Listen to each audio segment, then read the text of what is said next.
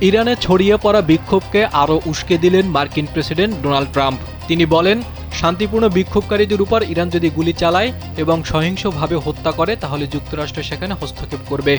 শুক্রবার নিজের সামাজিক যোগাযোগ মাধ্যম ট্রুথ সোশ্যালে দেওয়া এক পোস্টে ট্রাম্পের এমন মন্তব্যের কঠোর প্রতিক্রিয়া জানিয়েছে তেহরান।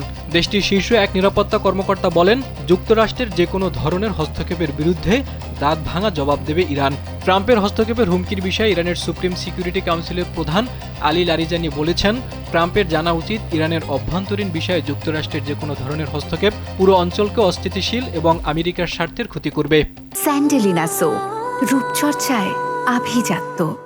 এদিকে গত ৩ বছরের মধ্যে ইরানের সবচেয়ে বড় সরকার বিরোধী বিক্ষোভ চলছে। এই বিক্ষোভে ইতোমধ্যে দেশটিতে কয়েকজনের প্রাণহানির ঘটনাও ঘটেছে। অর্থনৈতিক সংকটকে কেন্দ্র করে দেশটির বিভিন্ন প্রদেশে সহিংস বিক্ষোভ ছড়িয়ে পড়েছে। বৃহস্পতিবার দেশটির একাধিক শহরে আইনশৃঙ্খলা বাহিনীর সঙ্গে বিক্ষোভকারীদের সংঘর্ষে অন্তত ৯ জন বিক্ষোভকারী নিহত হয়েছে। এরপর আরও একাধিক অঞ্চলে এই বিক্ষোভ ছড়িয়ে পড়েছে।